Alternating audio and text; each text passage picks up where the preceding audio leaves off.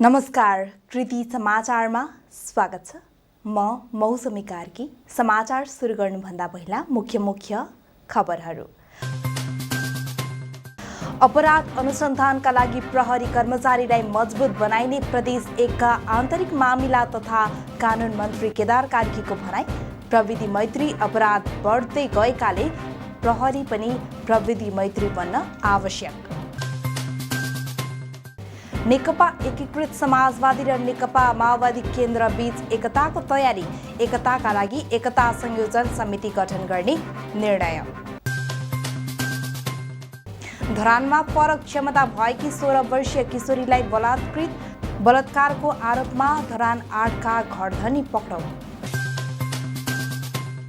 झापाको दमक नगरपालिका 10 रतुवा पुलबाट अवैध रूपमा भित्राइएको विभिन्न सामग्री बरामद। करिब 6,67,000 रुपैयाँको सामान बरामद। धरानमा पिपल्स सप्लायन्स तीज उत्सव सिजन 2 गरिने। भदौ 9 गते कार्यक्रम गरिने जानकारी। अब खबर विस्तारमा। अपराध अनुसन्धानका लागि प्रहरी कर्मचारीलाई मजबुत बनाइने प्रदेश 1 का आन्तरिक मामिला तथा कानुन मन्त्री केदार कार्कीले बताउनु भएको छ। नेपाल प्रहरी प्रधान कार्यालय, अपराध अनुसन्धान विभाग एवं प्रदेश 1 नम्बर प्रहरी कार्यालयको संयुक्त आयोजनामा सम्पन्न एक दिने प्रदेश स्तरीय अपराध अनुसन्धान समीक्षा गोष्ठीमा मन्त्री कार्कीले यस्तो बताउनु भएको हो। उहाँले अपराध अनुसन्धान क्षेत्रमा प्रदेश सरकारले जुनसुकै प्रकारको सहयोग गर्ने बताउनु भयो। कार्यक्रममा प्रहरी महानिरीक्षक धीरज प्रताप सिंहले पछिल्लो समय प्रविधिको प्रयोग गरी धेरैजसो अपराध भइरहेकाले त्यस्ता अपराधलाई रोक्न प्रहरी पनि प्रविधि मैत्री हुन आवश्यक रहेको बताउनु भयो। उहाँले अपराध अनुसन्धानमा प्रमुख 3 पिलरको रूपमा रहेको अनुसन्धान, अभियोजन र न्याय निरूपण एक आपसमा समन्वय सहकार्य मार्फत मात्र पीडितले न्याय र वास्तविक पीडकले सजाय पाउने कुरा बताउनु भयो।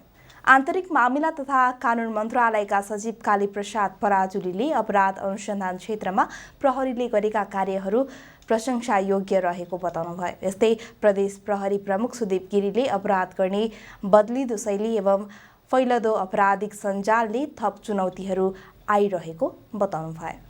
नेकपा एकीकृत समाजवादी र नेकपा माओवादी केन्द्र बीच एकताको तयारी थालिएको छ। यसका लागि एकता संयोजन समिति गठन हुने जनाइएको छ।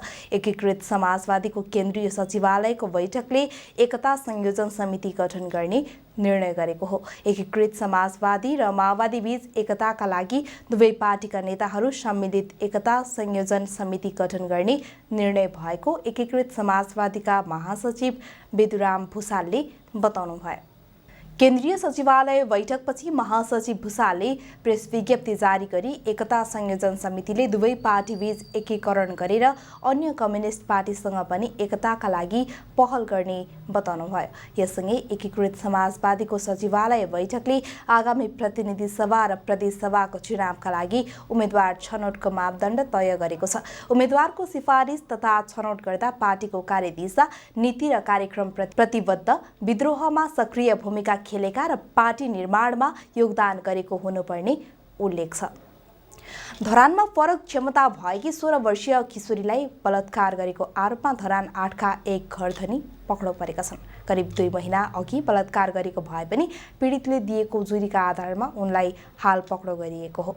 इलाका प्रहरी कार्यालय धरानका अनुसार बालिकाको आमाले दिएको उजुरीका आधारमा उनलाई पक्राउ गरिएको हो। पक्राउ परेका पुरुषको नाम सार्वजनिक गरिएको छैन। उनकै घरमा कोठा भाडामा लिएर बस्दै आएकी थिइन्। घरमा कोही नभएको मौका छोपेर बलात्कार गरेको खुलेको इलाका प्रहरी कार्यालय धरानका डीएसपी बुद्ध श्रेष्ठले जानकारी दिनुभयो। पीडित बालिकाको स्वास्थ्य परीक्षण गरिएको छ भने परीक्षण पश्चात बालिका गर्भवती पनि रहेको जनाइएको छ। पक्राउ परेका पुरुषलाई जिल्ला अदालत सुनसरीबाट म्याद थप गरी अनुसन्धान अगाडि बढाउन लागि प्रहरीले जनाएको छ।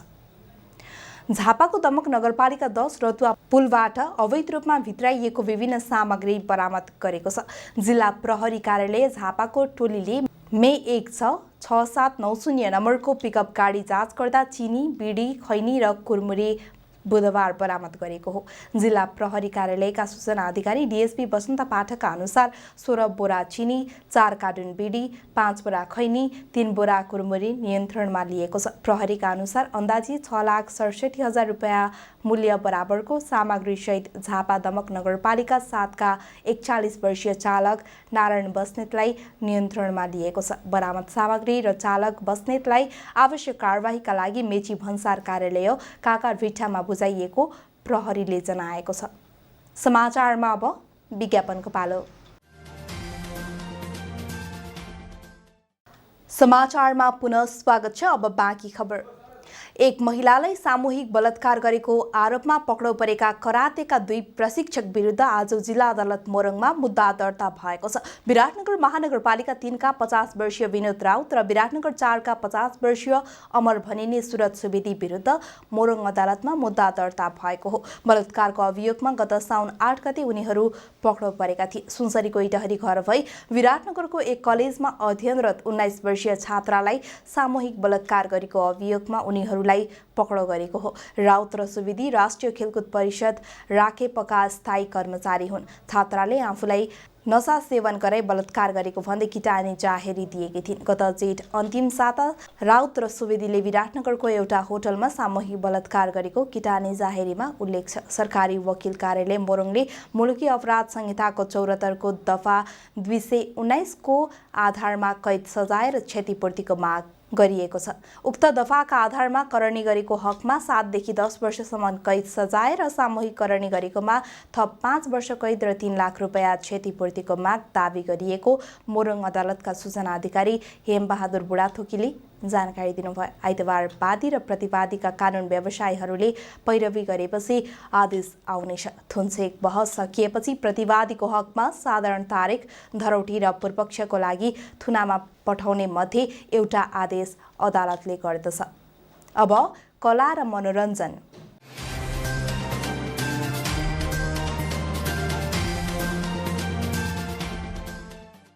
धरानमा पिपल्स सप लायन्स तीज उत्सव सिजन 2 गरिने भएको छ। पिपल्स सप र धरानका लायन्स क्लबको संयुक्त आयोजनामा भदौ 9 गते तीज उत्सव गर्न लागि हिजो पत्रकार सम्मेलन गरी जनाइएको छ। पिपल्स सपकी सञ्चालिका एवं एरिया चिफ लायन कविता लिम्बुले धरानका लायन्स क्लबहरूसँगको सहकार्यमा कार्यक्रम गर्न लागि बताउनुभयो। महिला लक्षित तीज उत्सवमा मनोरञ्जनात्मक कार्यक्रम रहने जनाइएको छ। सहभागी मध्येबाट मिस एन्ड मिसेस तीज उपाधि पनि दिने जनाइएको छ। विजेतालाई क्राउन र गिफ्ट ह्याम्पर प्रदान गरिने कार्यक्रमका संयोजक शिखा लिम्बुले बताउनुभयो। त्यस्तै miss and Mrs catwalk, best dress, best makeup, best hair, best group dance, solo dance लगायत उपाधि प्रदान गरिने संयोजक लिम्बुले बताउनुभयो। धरान 15 स्थित किरात त्याक्थुम चुम्लुङ हिमको हलमा कार्यक्रम गरिने भएको छ। त्यहाँ मौलिक परिकार र सामग्रीहरूको स्टल समेत राखिने भएको छ। लायन्स क्लब अफ पञ्चकन्याले शिक्षाको लागि 1 रुपैयाँ रकम सङ्कलन अभियानको घोषणा समेत गरिने लायन्स पञ्चकन्याका अध्यक्ष एकता श्रेष्ठले बताउनुभयो। सङ्कलित रकमले क्यान्सर पीडित युमा रानी लिम्बुलाई 10,000 रुपैयाँ सहयोग गरिने जनाइएको छ। रिङ्के बुङको रागालाई चुम्के बुङको चुलेसीले ताप्ले जुङमा ताकेर काले बुङमा काटेर अरुण तबर तरौला तिते फापर चरौला फुल लाउला केसरी खाउला बेसरी आहै फुल लाउला केसरी खाउला बेसरी। यो गीत चर्चित गीत हो। नेपाली भौगोलिक परिस्थिति र संस्कृतिलाई सुरेश गन्धर्वले कुनै बेला पस्केको गीत अहिले पनि उत्तिकै मार्मिक र चर्चित छ। गन्धर्व संस्कृतिलाई बचाउने एक स्रष्टाको रूपमा उहाँ हुनुहुन्छ। उहाँकै कारण भोजपुरको अरुण गाउँपालिकाको जरायो टारमा धेरै गन्धर्व जन्मिएका मध्ये केहीले यही पेसालाई अँगालिरहेका छन् भने धेरैले यो पेसा छोडेर वैकल्पिक पेसा रोजेका छन्। कृति समाचारका लागि विनय प्रधानको एक रिपोर्ट। नेपालको संस्कृतिसँग जोडिएको यो गीतको ठाउँमा अहिले बजारमा निस्किएका उशृङ्खल गीतहरूले ठाउँ लिइरहेको बेला रमेश प्रसाईले यो गीतलाई पुनर्ताजगी बनाउने काम गर्नुभयो। अत्यन्तै लोकप्रिय गायक तथा सर्जक सुरेश गन्धर्व केही समय अगाडि बिरामी हुँदा समेत कसैले हेरेनन् चन्दा र दाताको सहयोगमा धरानस्थित बीपी कोइराला स्वास्थ्य विज्ञान प्रतिष्ठानमा उपचार गराएपछि केही सन्चो भने भएका छन्। अहिलेका गायक तथा सर्जकले एउटा एल्बम निकाल्दा करोडौं रुपैयाँ कमाई हुने भए पनि गन्धर्वको आर्थिक अवस्था झन नाजुक छ। उहाँलाई पैसा भन्दा पनि आफ्नो संस्कृति लोप हुने चिन्ता बढी छ। झुप्रोमा बसेर पनि गन्धर्व संस्कृति लोप हुन्छ कि भन्ने चिन्ता उहाँमा छ। मैले चाहिँ भन्ने गरेको छु, यो लोप्न नदेऊ, हाम्रो जगेर्ना गरौँ नै भनेर भनेको छु। तर कुनै राज्य सरकारले यसलाई चासो नदिएको हो कि आँखा नपुर्याएको हो कि के हो। मैले पनि अब धेरै अगाडिदेखि गाउने बजाउने काम गरेँ, धेरै गाएँ, धेरै नेताहरूसँग पनि हिँडेँ। तर मेरो मर्ने अवस्था आइसकेको थियो। त्यति बेला कुनै राज्यले सरकारले मलाई हेरेनन्।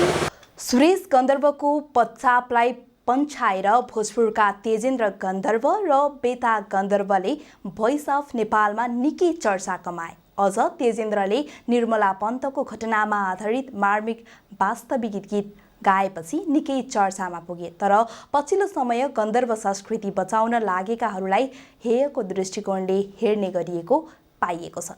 26 वर्ष लामो समयदेखि नेपाल तथा भारतका विभिन्न सहर तथा गाउँमा गीत गाउँदै आउनुभएका भोजपुर जरायोटारका 60 वर्षीय बाबुराम गन्धर्वले गन्धर्व पेसालाई राज्यले त सहयोग गरेन आफूहरूको पेसालाई माग्ने पेसाको रूपमा लिएको गुनासो पोख्नुभयो।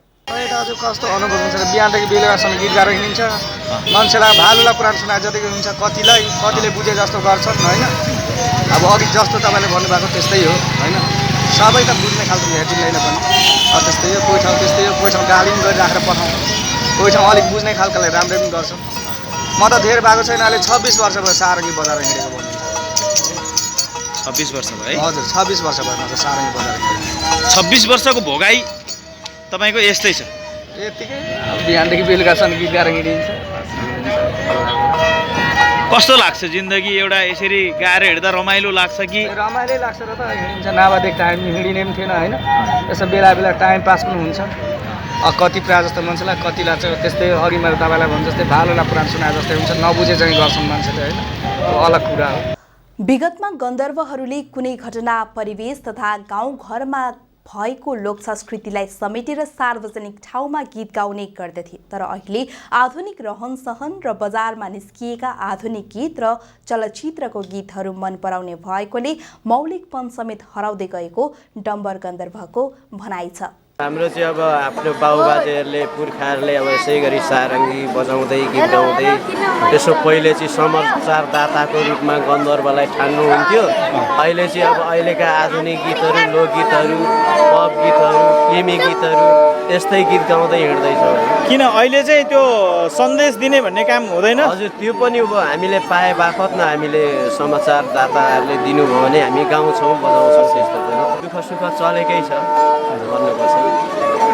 भोजपुरको जरायोटारमा मात्र 22 घर परिवार गन्धर्व जाति रहेको अर्का सर्जक टङ्क गन्धर्व बताउनुहुन्छ। उहाँले यसमध्ये 7 घर परिवारले यो पेसालाई संरक्षण गरेको उहाँ बताउनुहुन्छ। राज्यले सहयोग नगरेको, यो पेसा गर्दा हेयको भावनाले हेर्ने गरिएको लगायतका कारण युवा पुस्ता विदेश पलायन हुने तथा वैकल्पिक पेसा रोज्न थालेपछि गन्धर्व संस्कृति पलायन हुँदै गएको उहाँको भनाइ छ। संस्कृतिलाई लोप हुन नदिन भोजपुरको अरुण गाउँपालिकाका मेयरलाई केही वर्ष अगाडि सङ्गीत विद्यालय सञ्चालन गर्न माग गरे पनि त्यसको सुनवाई नभएको बताउनुभयो। उहाँले 2074 सालमा जितेर आएका मेयरलाई गन्धर्व पेसा गन्धर्वमा मात्र सीमित नभई अरूलाई पनि सिकाएर संरक्षण गर्नुपर्ने सोच राखेर सङ्गीत विद्यालय सञ्चालन गर्न माग गरे पनि पहिलो कार्यकाल सकिएर दोस्रो स्थानीय निर्वाचनबाट नयाँ मेयर आए पनि आफूहरूले राखेको माग पुरा नभएको बताउनुभयो। पेसा अब जस गर्दै जानुको लागि चाहिँ एउटा अब भोजपुरमै एउटा गन्धर्व सांस्कृतिक स्कुल खोलिँदैछ। यो सारङ्गी बाजाहरू अब बाँसुरी मचुङ्गा बिनाइहरू सिकाउने खालको एउटा स्कुलको भर्खर अब कुरा चाहिँ राखिएको छ। गाउँपालिका यसो सरहरूलाई अब भनिएको छ। अब उहाँहरूले अब यसो स्कुल बनाइदिनु भयो भनेदेखि हामी पछि गएर अरूलाई पनि सिकाउँदै रहने त्यस्तो सोच छ। गन्धर्व संस्कृतिको जगेर्ना अहिले प्रदेश नम्बर 1 मै भोजपुरको अरुण गाउँपालिकामा पर्ने जरायोटारका गन्धर्वले बचाएका छन्। नेपालको सांस्कृतिक पहिचान झल्कने यस्ता संस्कृतिको विकासमा राज्य उदासीन भएका कारण गन्धर्व पनि अन्य पेशा अँगालेर पलायन भएका छन्। यस्ता संस्कृति राज्यका गहना हुन्। यसको संरक्षणमा तिनै तहको सरकार लाग्न जरुरी भइसकेको छ। समाचारको अन्त्यमा पुनः एकपटक मुख्य खबरहरू। अपराध अनुसन्धानका लागि प्रहरी कर्मचारीलाई मजबुत बनाइने प्रदेश 1 का आन्तरिक मामिला तथा कानुन मन्त्री केदार कार्कीको भनाई। प्रविधि मैत्री अपराध बढ्दै गएकाले प्रहरी पनि प्रविधि मैत्री बन्न आवश्यक। नेकपा एकीकृत समाजवादी र नेकपा माओवादी केन्द्र बीच एकताको तयारी। एकताका लागि एकता संयोजन समिति गठन गर्ने निर्णय। धरानमा फरक क्षमता भएकी 16 वर्षीय किशोरीलाई बलात्कारको आरोपमा धरान 8 का घरधनी पक्राउ। झापाको दमक नगरपालिका 10 रतुवा पुलबाट अवैध रूपमा भित्राइएको विभिन्न सामग्री बरामद। करिब 6,67,000 रुपैयाँको सामान बरामद। धरानमा पिपल्स सप्लायन्स तीज उत्सव सिजन 2 गरिने। भदौ 9 गते कार्यक्रम गरिने जानकारी।